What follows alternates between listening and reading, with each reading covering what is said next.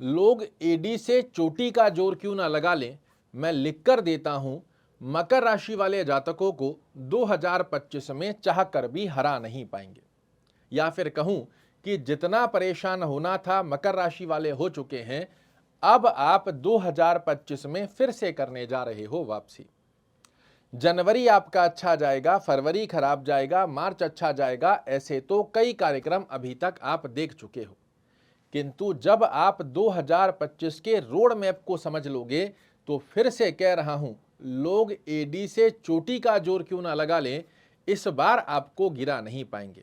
और ये रहा आपका वो 2025 का रोड मैप। यहां आप एक कुंडली देख पा रहे हैं और इस कुंडली में 4 ग्रहों की स्थिति ही आपको दिखाई दे रही है। कौन कौन से? देवगुरु बृहस्पति, शनि महाराज, राहु और केतु।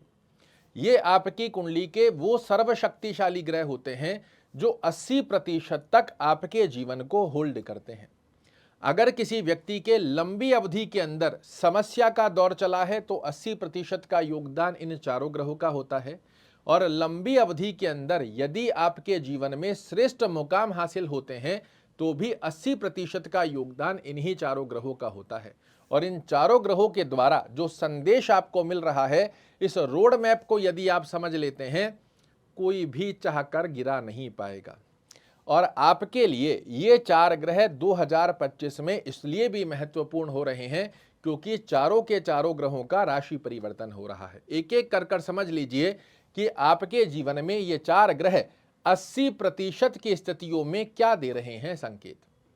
पहली अवस्था में आपके लग्न के स्वामी ही 29 मार्च 2025 को कुंभ राशि को छोड़कर मीन राशि में प्रवेश करेंगे। यहां से आपकी साढ़े साती समाप्त होगी और विश्वास मानिए जैसे सर पे रखा बहुत बड़ा पत्थर आपने उठाकर साइड में रखा हो, कुछ इस प्रकार की अनुभूति की पहली तारीख है 29 मार्च 2025। यहां एक अवस्था आपके लिए और बनती है कि जाते शनि की स्थिति मकर राशि वाले जातकों को धन से कुछ मात्रा में रास्ते खोलती हुई पाई जाएंगी। अब आपके मन में आइडियाज भी आना प्रारंभ होंगे कि मैं अपने जीवन को कैसे श्रेष्ठ कारक स्थिति के योग में प्रदर्शित करता हुआ आगे बढ़ सकता हूं। जो लोग आपको अपयश का सामना करा रहे थे वो भी धीरे धीरे अब आपके मित्रवत व्यवहार की स्थितियों को परिवर्तित करना प्रारंभ करेंगे। और 29 मार्च 2025 को जैसे ही शनि महाराज की साढ़े साती हटेगी, धन से पहली स्थिति, सबसे पहला लाभ जो मकर राशि वाले जातकों को मिलेगा कि कई मकर राशि वाले जातकों को तो शनि की साढ़े साती ने पाई पाई के लिए मोहताज कर दिया। अब आप देखेंगे धन की स्थितियां आपके जीवन में पुष्ट होना प्रारंभ होंगी। कुटुंब परिवार में यश, मान और प्रतिष्ठा की स्थिति पुनः से आपके लिए प्रारंभ होती हुई आप स्वयं देखेंगे। आपकी वाणी को जो लोग इग्नोर कर रहे थे उसका दबदबा पुनः से मकर राशि वाले जातकों के ऊपर प्रारंभ होने जा रहा है। नो डाउट मीन राशि में जाकर शनि महाराज मेहनत करवाएंगे, किंतु अब फर्क क्या होगा, तो पिछले समय में तो लाख प्रयास करने के पश्चात भी आपको मेहनत के रिजल्ट नहीं बनकर आ पा रहे थे, किंतु अब आप जो मेहनत करोगे उसके परिणाम आपके लिए निर्मित होते हुए दिखाई देंगे। और हर व्यक्ति मेहनत करने को तैयार है, बशर्ते उसके रिजल्ट आ जाए, और वही रिजल्ट अब आपके लिए आने को प्रारंभ हो रहे हैं। भाग्य का साथ देखने को मिलेगा। फिजूल के खर्चे और जो सेविंग के शब्द को आप भूल चुके थे, ये पुनः से आपके जीवन में करने जा रहा है वापसी। 15 मई 2025 को आपके पंचम भाव में जो कुंडली लगाकर देवगुरु बृहस्पति विराजित हैं, इससे आप मुक्त होते हुए पाए जाएंगे। लंबी अवधि के अंदर तकरीबन 13 महीने की अवधि, मैं सिर्फ गुरु की चर्चा कर रहा हूं, 13 महीने की अवधि के अंदर जो बार बार आपने सडन ऑफ लॉसेस देखे हैं, बेनिफिट करने गए और लॉस की स्थिति बनकर आई, पेट से संबंधित समस्या, विद्यार्थियों को विद्या में प्रॉब्लम, माता पिता हैं तो संतान संबंधित चिंताजनक स्थिति के योग आपने इस समय में देखे हैं। लक फैक्टर की स्थिति को कमजोर होते देखा है। जितनी अर्निंग आप डिजर्व करते हैं वो आपके पक्ष में नहीं आ पाई और आपके व्यक्तित्व की स्थितियां, आपके डिसीजन लगातार गलत सिद्ध होते रहे। उस स्थिति से भी आप मुक्त होंगे। अब आप कहेंगे कि देवगुरु बृहस्पति तो आपके षष्ठम भाव में जा रहे हैं, आपके लिए बहुत अच्छा है क्योंकि त्रिक भाव का स्वामी त्रिक भाव में आ रहा है। और यदि शनि महाराज की स्थिति आपकी कुंडली में एक अच्छे भाव में बनी हुई है, यहाँ देवगुरु बृहस्पति का हटना आपके लिए किसी वरदान से कम सिद्ध नहीं होता। कि जब त्रिक भाव का स्वामी त्रिक भाव में गोचर करे, लग्नेश की स्थिति कुंडली में मजबूत हो, बहुत सुंदर अवस्था के अंदर जो विवधानास्पद स्थितियां आपको देखने को मिल रही थी उससे निजात मिलकर रहेगी, मतलब मिलकर ही रहेगी, इसमें किसी प्रकार का संकोच नहीं है। तीसरी विशेष अवस्था जो 2025 में मकर राशि वाले जातकों को गिरने नहीं देगी, वो अवस्था बन रही है आपके लिए सबसे बड़ी अवस्था, जो 18 मई 2025 को राहु और केतु का स्थानांतरण होगा। यहां से आपके पैरों में लगी बेड़ियां खुलने जा रही हैं। मैंने पूर्व में भी आपको कार्यक्रम बनाकर दिया था कि राहु और केतु जब से 18 अक्टूबर 2023 की स्थिति के बाद आपके लिए चीजें और ज्यादा खराब हुई हैं।